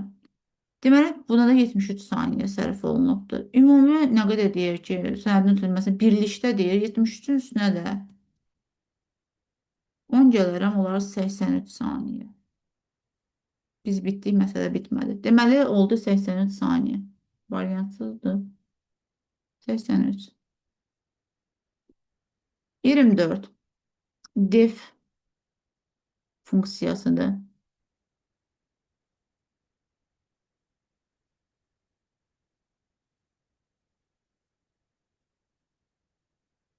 Deməli, hər bir funksiyanın öz adına müraciət etməliyik defdə. Burada x-in yeni son olaraq bir qiymət alacaq. Onunla təbii ki, müraciətimiz olacaqdır. X bərabər x-in üstünə y gələcəm 4 olacaq. Yəni, avtomatik olaraq x əvvəlki dəyərini itirir. İndi F1 mən kiçik hərflə yazacağam. X, y, yəni 4 2 ilə müraciət edəcəm. Nəyə? Hər bir funksiyanın adına. Yəni mən gedəcəm, baxın, bura müraciət edəcəm. X-im 4, y-im 2. Gedirəm. X bərabərdir. X deyir ki, mən yeni bir qiymət alacağım. Düz deyir, indi yeni bir qiymət alır. Y-im 2-dir. 2-nin üstünə 2 gələcəm. 4 eləyəcək. Y də bərabərdir. Onsuz əvvəldə 4-ündür.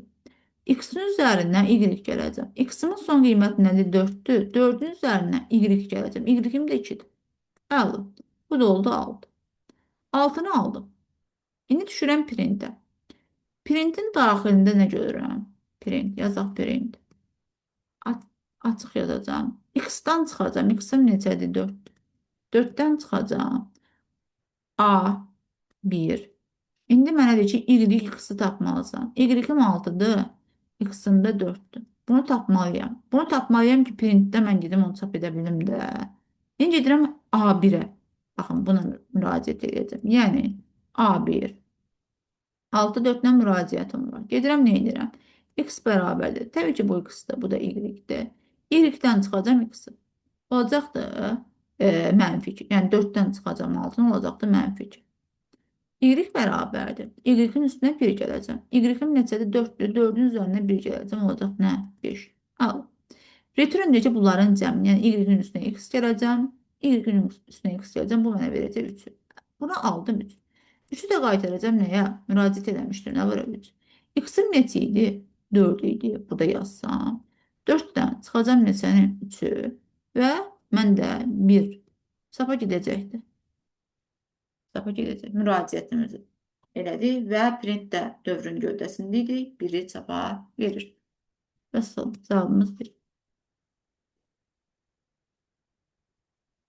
25.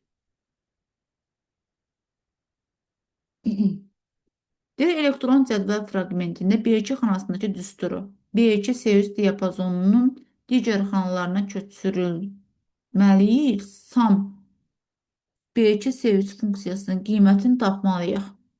İndi biz B2 sevizi tapmaq istəyiriksə, yəni biz bu xana diapazonu doldurmalıyıq. Daha düzdür. İndi baxsan, bunu təbii ki, dollar nəyin qarşısındansa o dəyişmir. Olacaqdır A3 üstə gələk B2.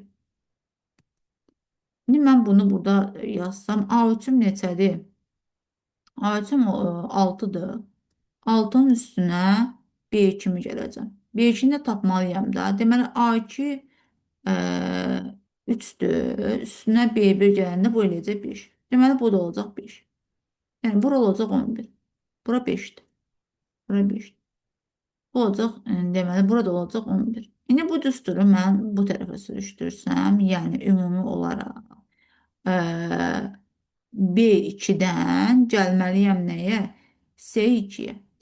Baxın, B2-dən mən C2-yə gələndə düzdür, əslində sütun dəyişməlidir, amma burada dollar qarşısında deyə, burada heç bir dəyişiklik baş verməyəcəkdir. Elə bu düstur burada 5-i almış olacaqdır. Yəni, ümumi olaraq düz deyil. Olacaqdır. B2-dən mən C2-yə gəlirəm də, sətir dəyişmir. Sütun da onsuz da qarşısında dollar işarəsi var deyə onu dəyişmir. 5-i alıram belə. Bu 5 öz yerində. İndi ümumi biz B3-ə nə yazmışam? B3-ə yazmışam A3, yəni dollar A3 plus dollar B2. Mən bu düsturu B3-dən C3-ə köçürtsəm, burada nəsə dəyişəcəkdir? Yox. Yəni ki, eyni hal qalacaq. Çünki dollarlar imkan vermir dəyişməyə. Sətirlər sabit qalır. Burada qalır nə? 11. Deməli, mən bura 5 aldım, burada 5 aldım, bura 11 aldım, burada 11 aldım. Bunların cəmini istəyir. 10 üstə gələ 22. Deməli, cavabımız edir 32. Vəssalam. 26. Deyir, n sayı sistemində verilmiş A, B, C, D ədədindən rəqəmləri 3 cütdür. 3'ü cütdür. Aha. A plus B plus C plus D bərabərdir 19. Bir də böyükdür 2-nin şərtinin ödənildiyi ən böyük say sistemində. Deməli, burada mən ilk öncə bunu tapmalıyam. Deyir, bu şərtin ödəndiyi ən böyük say sistemində. Bu şərtin ödəndiyi ən böyük say sistemi təbii ki 9-luq say sistemi olacaq. Çünki 9-u 2-yə vuranda 18 eləyəcəkdir. 19 kiçikdir 18-dən, üzr istəyirəm, 19 böyükdür 18-dən okey deyəcəm. Deməli, mənim əsasım nədir? 9-luq say sistemində bu rahat. İndi mənə qayda deyir ki, A plus, B plus, C plus D eyni zamanda bu cəm. Yəni, A-nın üstünə B gəlməliyəm, üstünə C gəlməliyəm, üstünə D gəlməliyəm. Bu cəm mənə 19-u verməlidir. Amma gözümüzdən qaçmasın bu nüans. Deyir, 3-ü cütdür. Deyir, bu şərti ödəyən ən kiçik ədədə tapın. Ən kiçik ədəd deyirsə, 9-luq say sistemində ən kiçik deyirə çalışacağım, ən böyükləri sona atam. Yəni, ümumi olaraq 9-luq say sisteminin ən böyük cüt ədədi 9-luq say sistemində 8 olacaqdır. Bu da 8 olacaqdır. 8-in üstünə 8 gəndə mənə nəyi verir? 16-nı verir. Amma məndə 3 cüt olmalı. İkisini tapmışam. Bir dənə cütümlə qalıb yerdə 2. Önə mən tək atmalıyam cəmi 19 eləsin. Bu 18 edir, bu da 1. Deməli 1, 2, 8, 8 bizdə verilmiş ədəddir. 1, 2, 8, 8. 27. Hər halda bura sığar. Deməli, deyək ki, A nə qədər fərqlidirsə 5-dən, o zaman bu ifadəni yerinə yetirir. Əgər A 5-dən fərqlidirsə, hə, A-nı bir vahid azaldacam, A olacaqdır nə? 6. 6 olacaq, B bərabərdir, B-nin üzərinə A gələcəm. Yəni, B bərabərdir. B-min qiyməti 2-dir. 2-nin üstünə nə gələcəm? A-nı. Yəni 6. Eyni zamanda gedirəm A-m nə olmuşdu? 6 olmuşdu da. Çünki çıxdım. Gedirəm 6 fərqlidir 5-dən deyirəm, hə? O zaman e, bir vahid azaldacam olacaqdı nə? 5 və B-nin son qiyməti onsuz budur. Üstünə nə gələcəm? 5 gələcəm. 5 gələcəm. 5 5-dən fərqlidir? Yox. Deməli, mən də bunların ümumi olaraq cəmi deməli eləyəcəkdi 13. 13. Əla. 1-ə getdi nə? 13. 13 olan hansıdır? 1-ə getdi D. Buraya yazaq D. Keçək ikinci tapaq. İndi qadir deyir ki, nə qədər ki A 5-dən böyükdür, o zaman dövrün gövdəsini icra eləməliyik. İndi 7 böyük bərabərdir 5-dən, bəli. A bərabərdir, A-dan çıxacam 1-in. Olacaqdır nə? 6. B bərabərdir. B-nin üzərinə, 2-nin üzərinə nə gələcəm? 6-nı. Sonra 6 böyük bərabərdir 5-dən deyəcəm. Ta ki o 5-ə kimi gedəcək də. Deyəcəm ki, hə və üstünə gələcəm nəyi? 5-i. 5 böyük bərabərdir 5-dən deyəcəm, hə, üstünə gələcəm 4-ü. Deməli, bu eləyəcəkdir 8, 13, 13-ün üstünə 4 gələndə 17. 2-yə gedəcək E. Buraya yazıram E. Sonra gedirəm 3-ü. Deyir ki, A kiçikdirsə 6-dan dövrü icra elə. 7 6-dan kiçikdir. Yox, heç mənim gövdəm icra olunmayacaq. Deyini B-ni çap elə. 2 çap olunacaqdır. 2-də A olacaqdır. Yəni ki, 3-ə gedəcək A. İndi mən burada yazsam 1D, 2Y, 3D A. Cavabımız belə. Keçək 28-ci sual nümunəsinə.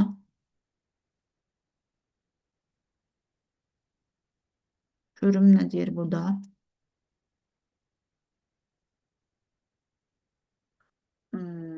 Deməli.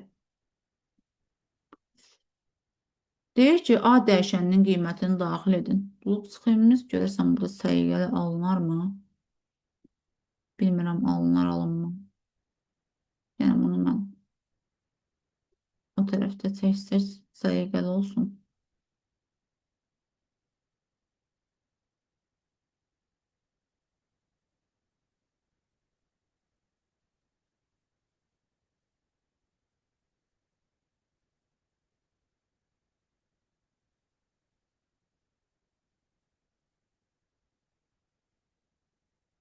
Hesab edirəm bura rahat çəkmək olar.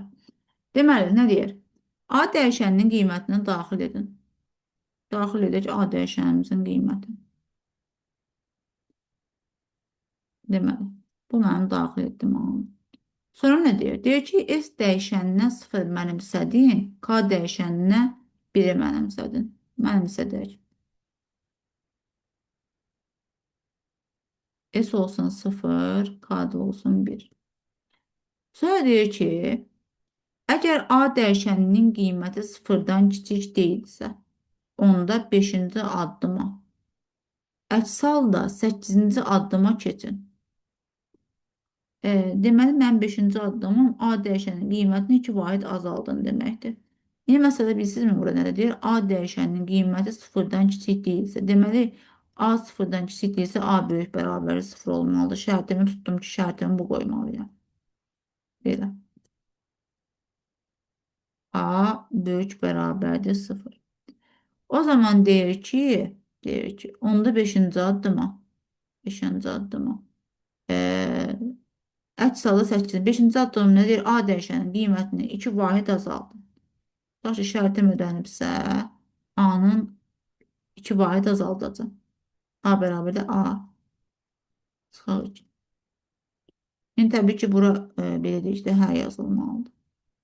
Hə yazılmalıdır. İndi sonra mənə nə deyir? Sonra mənə nə deyir? Sonra qayıdır deyir ki, e, əgər A dəyişənin qiyməti K-dan böyükdürsə, onda K dəyişənin qiymətini 3 vahid artırın. İndi yenidən mənə şərt qoyur. Deyir ki, bu şərti icra elə. Gedirəm, növbəti şərtimi qoyuram. Deyirəm ki, A böyükdürsə K-dan. Nə deyir? Deyir, A dəyişən böyüksə, onda K dəyişəninin qiymətini 3 vahid artırın. O zaman mən hər qolunda K bərabərdir. K-nın üstünə 3 gələcəm. A dəyişənin qiymətini bir vahid azaldın. A-nı da azaltmalıyıq. Nə deyirsə onu icra eləməliyəm də. Bunu demək istəyir. Əks halda K dəyişənin qiymətini 3 dəfə artırın. Deməli, əgər hədsə, əks halda nə gedir? Yox gedir də. Yox gedir. O zaman K bərabər K-nı vurmalıyam neçə 3-ə?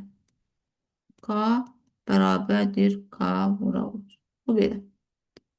Sonra nə deyir? Deyir ki, S dəyişənin qiymətinə A dəyişənin qiymətinin 2 mislini əlavə edib S dəyişəninə mənimsədin 4-cü addıma keçin. O zaman mən bunu bitirib gedəcəm. Nə edəcəm? S bərabərdir.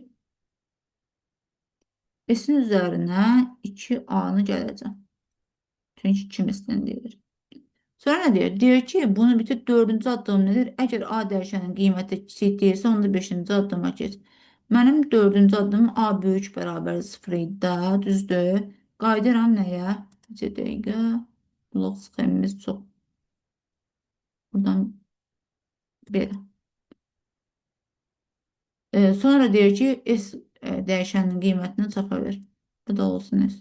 Oldu, bitdi. Sadəcə orada verilmiş e, belə deyək də, əmrləri biz blok sxem şəklində çəkməliydik. Blok sxemimiz də bu cür olur. Bu belə. Gecə 29-a.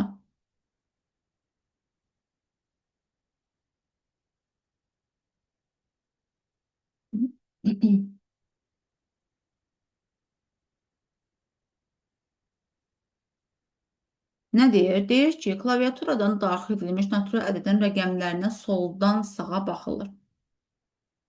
Bir dəqiqə, soldan sağa baxılır. Aha. Sonuncu rəqəm nəzərə alınmamakla. Deməli, sonuncu rəqəmi götürməməliyik. Hər bir rəqəm özündən sonra gələn bütün rəqəmlərin ədədi orta qiyməti ilə müqayisə olunur. Əgər rəqəm bu orta qiymətdən böyükdürsə, həmin rəqəm ardıcıllıqla ekrana çap olunur. Bu şərti yerinə yetirən proqramı Python dilində yazın. İş orasındadır ki, sonuncu rəqəmi nəzərə almamalıyıq. Bunu bilirik. Bir də qayıdır deyir ki, klaviatın daxilində sonuncu rəqəm nəzərə alınır. Hər bir rəqəm özündən sonra gələn, əgər bu rəqəm ortaq yoxdursa, həmin rəqəmə ardıcıllıqla. İndi sonuncu rəqəm nəzərə alınmırsa,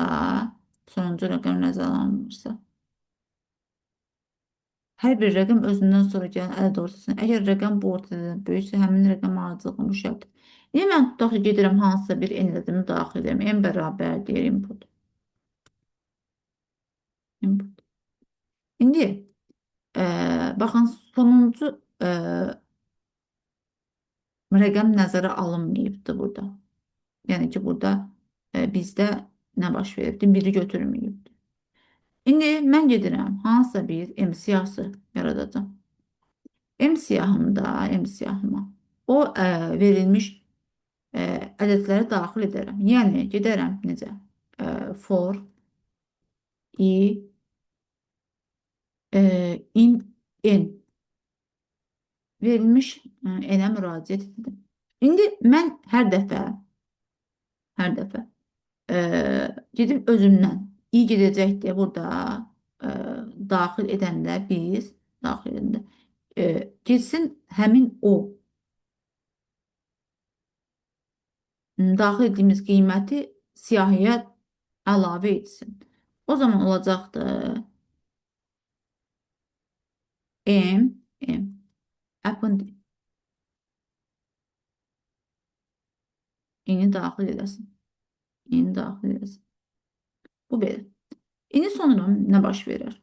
Mənə qayıt edir ki, sonuncu rəqəm götürülməsin. Deməli, mən bunu saymalıyam və o sonuncu rəqəmi götürməmək istəyirəmsə, o sonuncu rəqəmindən birini çıxmalıyam ki, həmin aralıqda sonuncu rəqəm iştirak eləməsin. Tutaq ki, k bərabərdir, bir dəyişən götürürəm və həmin siyahını saysın. Olsun len m. Bu siyahını sayacaqdır. İndi deyirəm ki, for i in range sıfırdan k minus 1'ə kimi. Əla, sonuncunu götürürüm. Mənə nə deyir sonra? Bunu tutduq. Əgər bu orta qiymətdən böyükdürsə, həmin rəqəm ardıcıllıqla çap olunsun.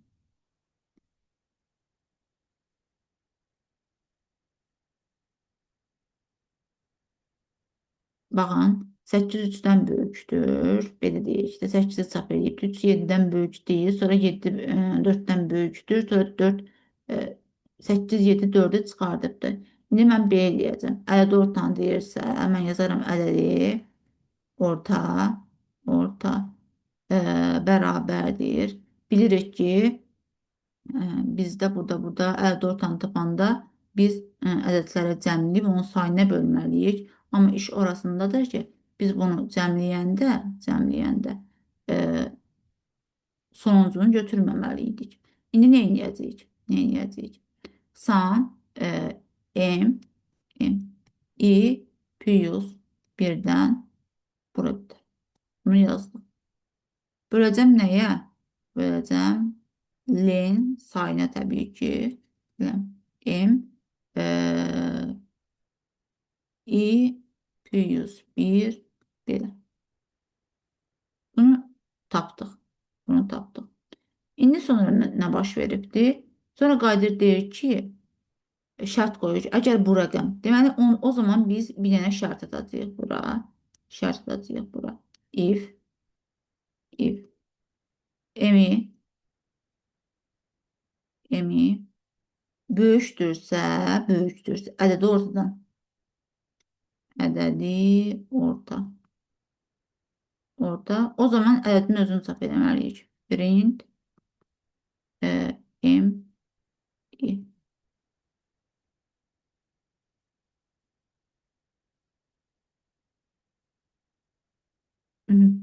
Kodumuz hazırdır.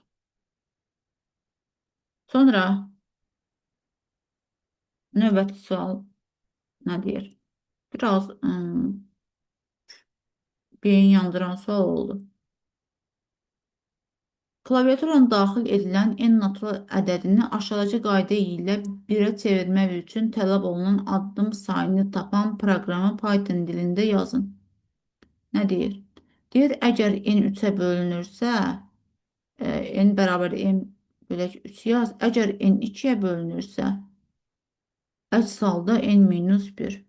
Deməli, mənə onsuz da özü hər bir şeyi veribdir. Neynəməliyik? Biz onu icra eləməliyik. İndi məsələ nədən ibarətdir? Məsələ nədən ibarətdir? Deyir ki, n natural ədədini aşağı qayda ilə 1-ə çevirmək üçün. 1-ə çevirmək istəyirəmsə, mən bu ədədimi daxil edirəmsə, n bərabərdir, n bərabər. Ədəd daxil etsəm, int input. Mənə deyir, bu ədədə daxil elə. Inputumu daxil elədim. 1-ə çevirmək üçün, yəni mənim ədədim e, və eyni zamanda ədədim birdən fərqli olmalıdır ki, mənim o dövrüm işləsin. Düzdür? İndi məndə qayda nə deyir? Sayını tapan deyirsə, o zaman isə sıfır atım önündəki sayını tapacağıq. Deyirəm while nə qədər ki, while ədədim n-in fərqlidirsə birdən. O zaman nə deyir? Deyir, əgər n 3-ə bölünürsə, yəni n 3-ə bölünürsə, yəni həmin ədədi if n bölək 3 bərabərdirsə sıfıra, onda n bərabərdir n tam 3 yazmalıyıq. İndi sonra qayıdırıq ki, əgər, deməli əgər desə bir dənə şərtimiz olacaqdır. Bu ödənməsə, o zaman deyirəm elif n 2-yə bölünürsə, n bölək 2 bərabərdirsə sıfıra, o zaman nə edir? N bölək 2, yəni n bərabərdir n bölək 2. Sonra əks halda nə olacaqdı? Yəni ki, bunda olacaqdı elsisi də, elsisi. Deyir, n-dən çıx biri. N bərabərdir n minus 1. Sonra da təbii ki, gövdən daxilində s bərabərdir. S-in üzərinə 1 gələcəm. Sonda da sığmadı bura. Yəni sonda sərbəstlər. Burada while-in daxilində print s-i yazmış olacam. Yəni burada print s. Və salam. Yəni ümumi olaraq bu cür olur. Bir də keçsək üstündən, əgər n 3-ə bölünürsə, deməli mənə qayıdır deyir ki, sən ədədin nə qədər ki 1-ə qədər çevirməliyik də, düzdür? 1-ə qədər çeviririksə biz bunu mənim n-im fərqlidir 1-dən olmalıdır. Bu öz yerində. Bu öz yerində. Sonra qayıdır deyir ki, ə, həmin ədəd 3-ə bölünürsə, həmin ədəd 3-ə bölünürsə, o deməkdir ki, sən ədədin 3-ə bölünündə qalığı 0-a bərabərdirmi? Deyirəm ki, hə. O zaman deyir ki, n-i get böl 3-ə. Gedib n-imi böləcəm 3-ə. Sonra qayıdır ki, əgər n 2-yə bölünürsə, n 2-yə bölünürsə, ə, həmin ədədi 2-yə bölündə qalığı 0-a bərabərdirsə, o zaman n-i böləcəm 2-yə tam hissəni götürəcəm. Əks halda isə n-i bir vahid azaldacam. Bu belə. Bayaqki kodda mən bir şeyi unuttum. Orada nə yazmalıydım? Sadəcə kodu yaza düşünürdüm. Orada append eləmişdim. Çox təəssüf ki, sildim. Yenidən dönüş edəcəm o koda. Kodu yazanda bir anlıq unuttum. Int yazmalıydıq. Yəni qayıdıb o koda bir də baxsam. E, Bir dənə orada səhvimiz nədə oldu? Orada append siyahıya mən əlavə edəndə orada i yazdım. Əslində o i olmalı değildi. Çünki mən orada belə deyək də sətir tipini də daxil etmişəm deyə. Orada int i olmalı idi. Yəni kodun doğru düzgün yazışını bir də yazmaq istəyirəm. Çünki istəmirəm ki, yəni səhvlik olsun orada. Əslində səhvlik yox, bir dənə inti unutmuşam. İnti. O hissəndə elə buradan yazsam çox güman ki yazmaq olar. Yazsaq buradan. Yəni kodumuz necə yazmışdıq? N-imizi daxil elədik. N bərabərdir. Input. Mən input daxil eləmişəm. Axı sətir tipini dedi. Mən int-lə yazmamışdım. Inputla getdim, daxil elədim. Orada M götürdüm. M hansısa bir boş siyahım idi. Sonra dedim ki for i in n-ə müraciət elədik. Düzdür? Mən sadəcə burada hər bir şey qaydasında idi. Sadəcə orada M siyahısına append eləyəndə mən orada int i yazmalı idim. Hər bir şey işləyir. Sadəcə int i-ni unuttum. I yazmışam. Kodu düşünə-düşünə yazırdım deyə bir anlıq unutdum o indiyini. Sonra çünki tam formada daxil etməliyim. Tam ədəd olmalıdır, düzdür? Belə. Sonra getdik neyini də k yazmışdıq da. K bərabərdir. Bunu sayacağıq. Olacaq nə? Lem m for in biraz sual da dolaştırıcı bir sualdı əslində. Sıfırdan k minus 1'ə kimi. Çünki son götürülmürdü, düzdürmü? Ədədi ortana yazdıq. Ədədi orta yazdıq. Orta bərabərdir. Sam. Yəni bayaqçı kodda əslində dəyişən bir şey yoxdur. M yazdıq. M i plus 1'dən sona kimin götürsün. Bunu bağlasın. Bir de bölsün neye? Len m i plus 1'dən sonra kimi. Belə. Bunu tapandan sonra yenidən şərtimizi atmalıydıq. Əldə ortadan burada yazmalıydıq ki if if sonra nə yazmalıydıq? M i böyükdürsə ədədi orta. O zaman deyir ki, get print m-ini çap elə. Print m-i. Vəssalam. Kodumuz belli. Yəni eyni kodu yazdım ha. Sadəcə mən bayaqlarım app'ın içində i yazmışdım. Yəni bir anlıq onu unuttum ki, inputla daxil eləmişik. Klaviaturadan biz daxil edəndə o satır tipində olur. Deməli, sualların hər birinin izahını geniş şəkildə verməyə çalışdım. Diqqətiniz üçün hər birinizə təşəkkür edirəm. Növbəti video izahlarda görüşmək ümidi ilə sağ olun.